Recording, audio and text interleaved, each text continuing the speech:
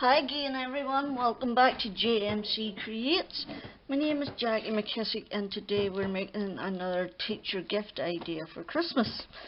These are the two I have made and I'm trying to rush through this because I forgot about the time and the miniature whirlwind Tasmanian Devil will be showing up soon. So this is what it is. The idea comes from a roll-up box by Sam from Mixed Up Craft.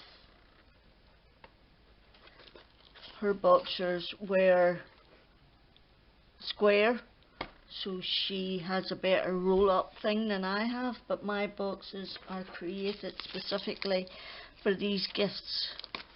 4 Chunky KitKats in a packet for £1 at the pound shop. So that's what we're using. Right? Okay. So you need 4 boxes. 1, 2, 3, and I've got the other one ready to go. You need 2 sides. There's one ready to go. And the other one. Now, this is the edge die I'm using this time. Okay, I've already run it through. I actually have 2 pieces of card here, and this went through my Gemini without too many hiccups. I just ran it through twice and it cut both of them. Okay, but I started with a piece of 8 1/4 long by 5 3/4 wide. The end result depends on what size of paper you use and how large or small your edge die is. That was a large edge die, so I used a longer piece of paper, and when it came to this I simply scored this bit where I wanted it.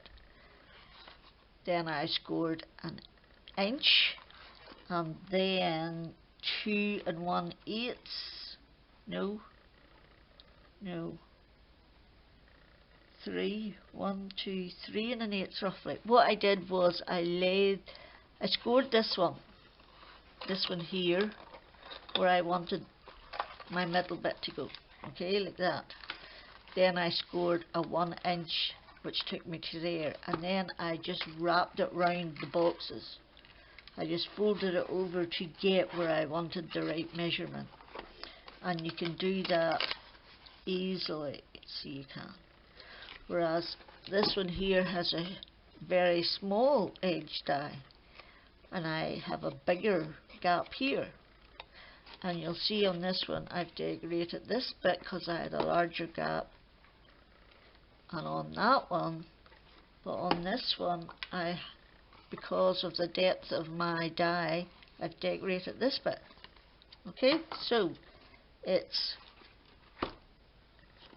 easily done, but the most time consuming bit is getting the dies right. And the reason I had cut 2 in each side was for strength. I needed the reinforcement. I felt better. You can do it with just 1 each piece of paper on each side, but I preferred the 2. So I did. Well, see that one there, I did with just 1. Oh no, I didn't. I reinforced. Yeah, I did. Oh yes, I did it with just 1 because it's craft card and it was really sturdy. So it's up to yourself. So 8 1/4 by 5 3/4 is what I cut. These are, that was a Sweet Dixie, that was a Crafter's Companion, and this one is a Spellbinders. So you simply use whatever the heck you've got, okay, and then you go and you poke out all your bits. So I will do that off screen in a minute. Our 4 boxes are exactly the same. They are, I'm using a hammered card, they are 6 1/2 by 5 1/2. And on the short side, the 5 1/2, you want to score at 1 1/2, 2.5, 4, 5. Turn it left, score at 1, 5 and 6, I think it is. 1, 5 and 6, yes. 5 and 6, okay. Where did I score that one at?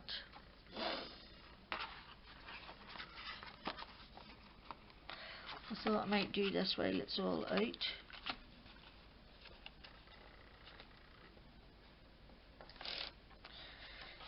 Yeah, I did 2 1/8, didn't I? 2 1/8, 5 1/4 and 6 1/4. Keep it together. Make sure the two of them are together. And I glued my two together. In fact, I'm going to put them out and come back. Okay, we're back. So, I have glued my two pieces of card together. And I scored at 2 1/8.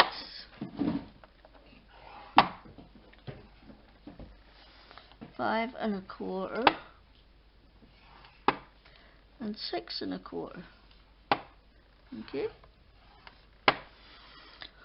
So to do it the reverse way, cut your top, stick them together, score down where you want your first score to come to, then score an inch down from that. Take it, wrap it around your boxes, see where this score here is coming to. If you're using a longer card, that is. If you've got a bigger edge die, that's what I recommend. So anyway, stick that one to the side there. So, and I have used 2, 4, 6 pieces of A4 card for this project. So I have. So now we are just going to do our burnishing of our card. Get that piece of crap out of my way, please. Evacuate the premises. Alright, and once that is done, you need to do your cutting. So you're going to take this bottom right mini rectangle away and miter that slightly. And I am now cutting down both sides of each score line, and then I will remove the score lines completely in an attempt to get a straighter edge. Okay.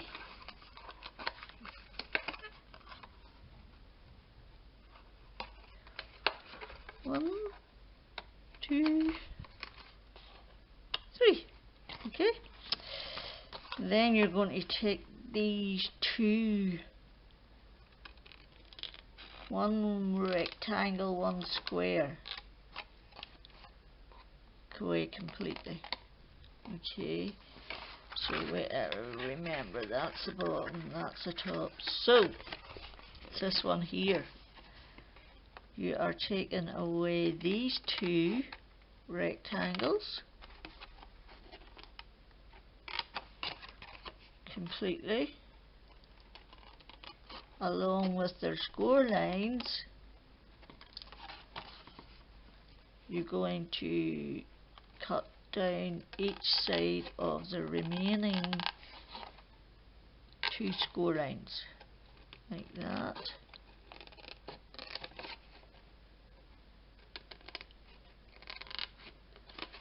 My hand's going to sleep, I can feel it tingling. Gosh, what a night. Every half hour I woke up with my hand dead. So, but I'm still crafting, so dare to it, see if I care. So you're taking off these two small rectangles, and then that bit that's left will be your closure. Okay, so what I did then was I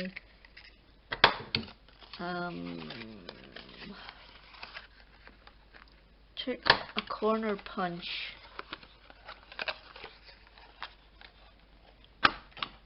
oops, that didn't work, to both sides of the 3 pieces that are left to give me a nice, it's aesthetically pleasing to me, and it means it closes better, although it's a bit finicky trying to get all of them in, but worth the effort in my opinion. Right, so what you need now is your layers. Right, so onto these I simply put one layer, okay, because they're so small. I've just used the top layer, which is some foil card from my stash that I've had forever, and one sheet of this A4 foil card did all my layers. Okay, so these 2 side pieces are 3 7/8 by 7/8, and you will actually need 2 for each box, which is 8 side pieces that are 3 7/8 by 7/8. Okay, that's those. Then for the bigger piece it needs to be 3 7/8 by 1 3/8. Yep, and you're going to need 4 of those in total. Okay, then you're also going to do the top and the bottom because it needs to be pretty from the sides. So this piece is 7/8 by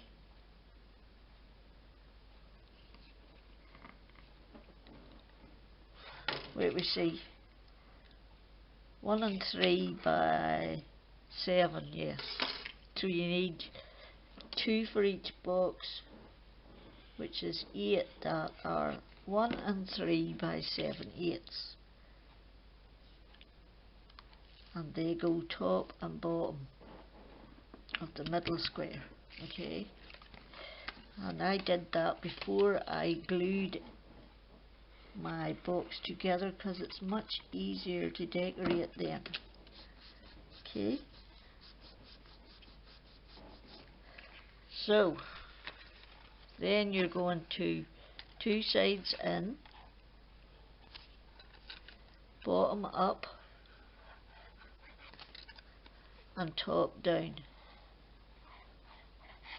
Okay, and that's how you're going to do that. And then you just take your bone folder and you wiggle it a little bit more, and there's your box for your Chunky KitKat,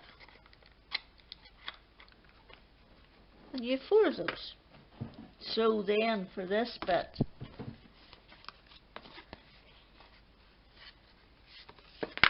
we're just going to reinforce that, and then I need to cut it down.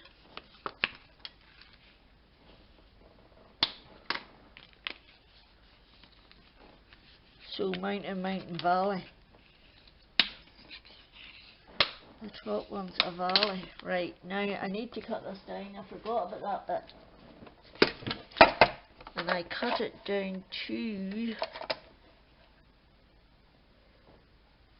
4 1 1/8. So I know where my center point is. This is my center point. So I'm going just, I can put, if I want it to be 4, I'm putting it right on the 2. But I'm just moving it slightly to each side to give me a little bit of room.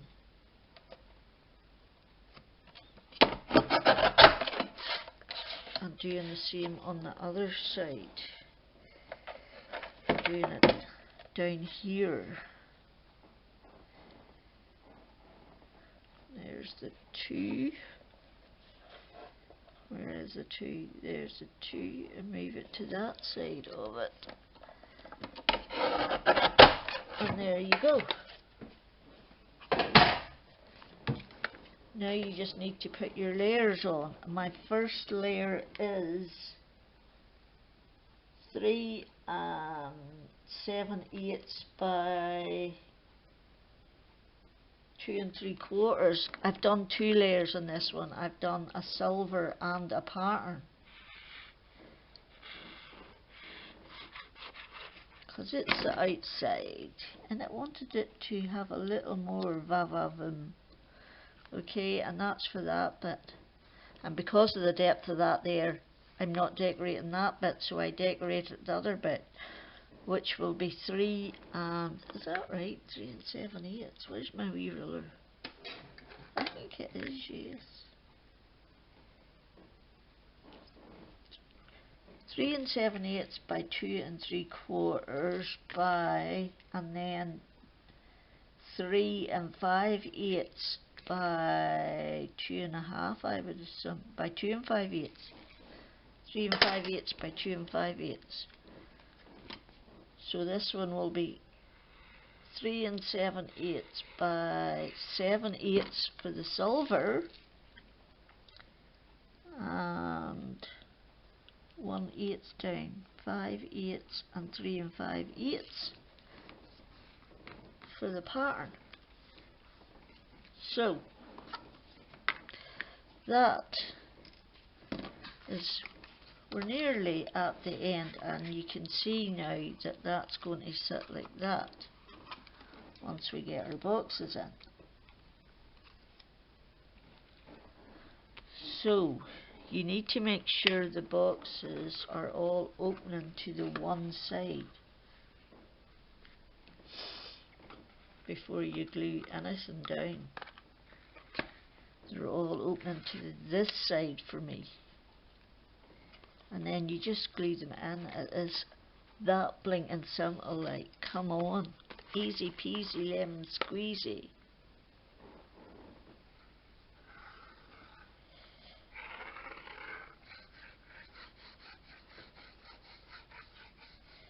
Okay. So go you back round that side. And they should just fit in there perfectly if you push it up against that bit there.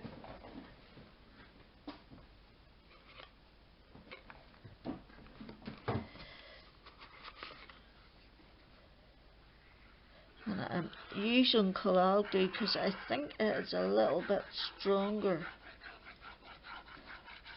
Yes, it takes slightly longer for it to go off, but it's definitely for something like this.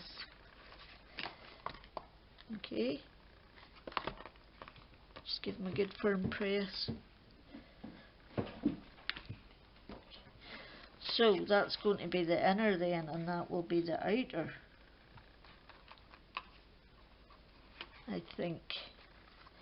Wait, we just check. Yes. Right. So I'm just going to, actually I'm going to put these 2 boxes on first because a bit more strength. There's the Tasmanian devil at the door. I'll be back in a jiff. Sorry, false alarm, no Tasmanian devil at the door. So I'm back to, I've actually stuck them 2 bits together. I'm not sure what was the easiest way to show you. Okay. And all the lids are opening to that side.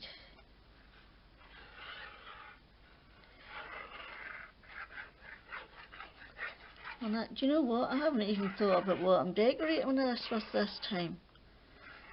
So I suppose I shall have to go and hook my stash and see what I feel like using. Probably another snowflake die. I did like this one. It was different. I found this book, this pattern paper with these in it in all in one book in my stash when I was looking for something else. So I kept it out to use. And then they will go up like that. And then it's just a matter of putting on your Velcro dots if you know where they are, which I do. Although I shall have to order some more probably, because I'm using 2 on each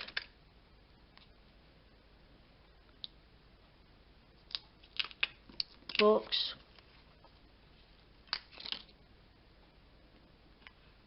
By the way, folks, Thor got out the other day. For those of you who know Thor's history. Out the back door. And I runs around the house looking for him, can't find him, have a heart attack. Open the back door, shake the dreamies, and there he sticks his head out from behind the shed and runs in the house. Little beast gave me an absolute heart attack, so he did. Oh my giddy aunt. But he is safe and well, and this morning he's sitting at the back door meowing to get out. And he can dream on, sucker. He hasn't got a prayer. Not on my watch. Right, I'm going to go and find something to decorate and come back again. Okay folks, so the Tasmanian devil has turned up, so all I did was stamp a silver sentiment. This is a Stampin Up snowflake from a couple of years ago, and I've added a little bow as well. So those are my 3 teacher gift ideas for KitKats. So I do hope you liked them. If you did, give me a thumbs up, it would be much appreciated, and I'd love it if you subscribe. I hope you're all keeping safe and well. Until the next time, Jackie out.